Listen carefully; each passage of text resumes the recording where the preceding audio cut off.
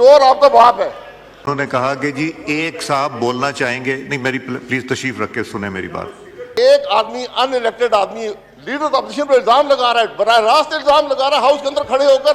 आपने हदफ नहीं किया। आप तशरीफ रखेंगे तो करेंगे, नहीं तो मैं नहीं दूंगा। अगर लीडर ऑफ अपोजिशन महफूज नहीं होगा तो कल फिर लीडर हाउस महफूज नहीं होगा। आज ये कुर्सी खाली क्यों है? इस हाउस में बोलने की इजाजत देनी चाहिए। मैं बताता हूँ क्या रवैया है। आपके मेंबरान आए थे, इन्होंने आके कहा कि हम एक हमारा मेंबर बात करेगा। इजाजत में था, आज नहीं हूं, हाउस का मेंबर हूं, बोलने का हक है मुझे। आप अगर बोलने का हक नहीं देंगे और क्या देंगे? मुझे बिल्कुल अच्छा नहीं लगता कि वहां आकर आपके सामने बात करूं। मैंने कहा कि एक नहीं ज्यादा करें। मैंने चार मेंबरान को बोलने की इजाजत दी। इस आदमी को कोई हक नहीं है कि ये किसी इस असेंबली के मेंबर पर इल्जाम लगाए। जब वो बोल रहे थे यहां से एक नहीं बोला, जब यहां से बोले तो आप लोगों ने उनको बोलने नहीं दिया, सुनने नहीं दिया। आज हम यहां बैठे, कल आप यहां कर कोई और बैठा होगा। कानून तो है। मैं बाय द रूल्स चलूंगा। That is what you have repeatedly been saying कि मैं रूल्स वायलेट करता हूं। एक अनइलेक्टेड किराए के वजीर को बुलाकर जो नंबर ऑफ स्ट्रेंथ है यहां दूंगा और जो नंबर ऑफ स्ट्रेंथ है यहां पे दूंगा। यहां पर एक अनइलेक्टेड आदमी को बुलाकर नहीं, मैंने कोई पॉइंट ऑफ ऑर्डर नहीं देना। मैं आप तशरीफ रखें, मैं बताता हूं आपको। मगर I will not be force. No, this is not the way. और मैं गुजारिश, मैंने कोई अल्फाज यहां नहीं बोले।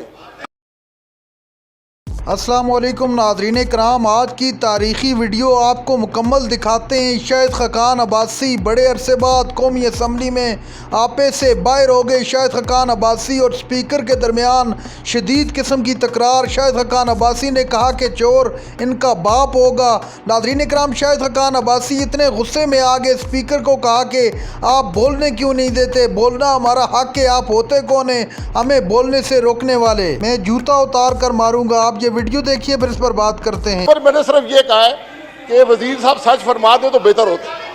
आपने माइक उनको दे दिया। मैं गुजारिश ये करना चाहता हूं कि अभी आपने एक अनइलेक्टेड, आप अगर बात नहीं करने देंगे फिर मैं बात नहीं करूंगा। आप बात की इजाजत तो दें। In section 6 in sub section 4 after paragraph 1 the new paragraph J shall be inserted, namely to submit to the General Committee and the National Executive Committee the reports, including an annual report containing overall analysis of the suspicious transaction report। जो suspicious transaction की report रख दें, कोई बड़ी बात है कि bill move हो रहे हैं और ये बिल हमेशा के लिए मुल्क का कानून बनेंगे। यहां पर एक अनइलेक्टेड आदमी को बुलाकर, मिनिस्टर फॉर लॉ नहीं है जो बैठे हैं, एक अनइलेक्टेड किराए के वजीर को बुलाकर यहां पर पूरे हाउस की तस्दीक की गई। लीडर ऑफ द ऑपोजिशन पर इल्जामात लगाए गए नाम लेकर। चोर आपका बाप है। पहले तो आप इस बात को एक्सपंज करें कि लीडर ऑफ द ऑपोजिशन का नाम लेकर इस आदमी को कोई हक नहीं है कि ये किसी इस असेंबली के मेंबर पर इल्जाम लगाए। इन्होंने प्रोसिक्यूशन करनी है, केस फाइल करें। FIA मौजूद है, नैब मौजूद है। इनका कोई हक नहीं है कि असेंबली के फ्लोर पर एक अनइलेक्टेड आदमी असेंबली के मेंबरान पर इल्जाम लगाए, लीडर ऑफ ऑपोजिशन पर इल्जाम लगाए। आपको प्रोसिक्यूट करना है, प्रोसिक्यूट करें। नैब की बात की, नैब और आमला का ताल्लुक क्या है, ये बात आपको नहीं बताई। नैब का इतलाक पाकिस्तान के हर शहरी पर होता है, चाहे हाउस का मेंबर है या नहीं है। मैं मनी लॉन्ड्रिंग करूंगा, नैब का इतलाक होगा। हम क्यों कह रहे हैं नैब के बारे में? नैब के इतलाक सिर्फ इस हाउस में बैठे हुए लोगों पर होता है। ये गिन लें कि कितने ऐसे वजीर हैं जो 85 से लेकर आज तक जिन पर नैब का इतलाक होता है, उनकी तादाद 300 से ज्यादा नहीं है। नैब एक काला कानून है। हम ये कह रहे हैं कि मनी लॉन्ड्रिंग को नैब में मत लेकर जाएं, क्योंकि जब आप उसको इस्तेमाल करके उनका आज हम यहाँ बैठे, कल आप यहाँ करके और बैठा होगा, कानून तो है, वो कानून प्रिजम्पशन ऑफ गिल्ट पे ऑपरेट करता है। तो ये दोहरा कानून हम पर लागू नहीं होना चाहिए, ये इस हाउस की बात है। आप दोहरे कानून नहीं कर सकते, वोट पे बना सकते। जो पाकिस्तान के हर शहरी पर कानून का इतलाक है, मुझ पर भी वो इतलाक रखें। नायब एक आमिर ने बनाया था, गलत है, उसको आपने दुरुस्त करना कर दें, नहीं करना तो ना करें, ये आपकी मर्जी है, लेकिन मजीद कवानीन को नायब के ताबे मत करें। ये कानून कल इस्तेमाल होंगे सबके खिलाफ, क्योंकि नायब के अंदर जो शिक्के हैं वो आम कानून से बहुत ज्यादा खौफनाक हैं। इसलिए कल तकलीफ होगी सबको। आज तो बड़ी खुशी में कानून पास कर रहे हैं, लेकिन कल जब इस काले कानून का इतलाक इस हाउस के लोगों पर होगा, फिर सबको तकलीफ होगी।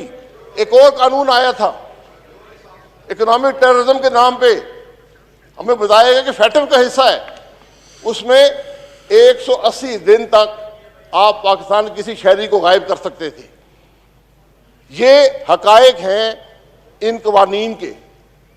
बेहतर यह है कि इत्तफाक राय से कानून पास होने चाहिए, इस हाउस में बोलने की इजाजत देनी चाहिए।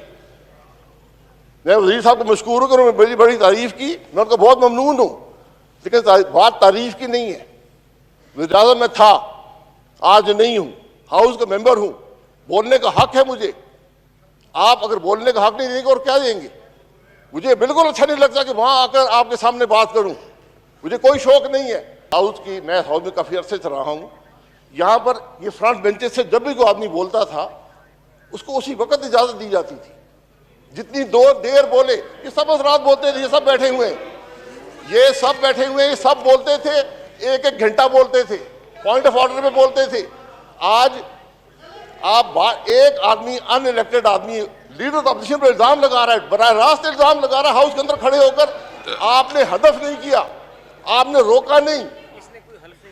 आप स्पीकर साहब, आप अगर लीडर ऑफ अपोजिशन महफूज नहीं होगा तो कल फिर लीडर ऑफ हाउस महफूज नहीं होगा। आज ये कुर्सी खाली क्यों है? हमें भी पसंद नहीं है कि लीडर ऑफ हाउस की कुर्सी खाली हो, लेकिन जो रवायात यहाँ कायम कर दी गई हैं। नाज़रीन इकराम, तारीख़ी वीडियो आपने देखी। शाहिद खकान अब्बासी गुस्से में आपे से बाहर हो गए। शाहिद खकान अब्बासी को रोकना मुश्किल हो गया। स्पीकर ने काफ़ी कोशिश की कि शाहिद खकान अब्बासी खामोश हो जाएं, लेकिन अब्बासी साहब ने खामोश होने का नाम तक न लिया और स्पीकर पर चढ़ दौड़े। पूरा ऐवान देखता रह गया। शाहिद खकान अब्बासी ने कहा कि बोलना हमारा हक है, हमें कोई नहीं रोक सकता।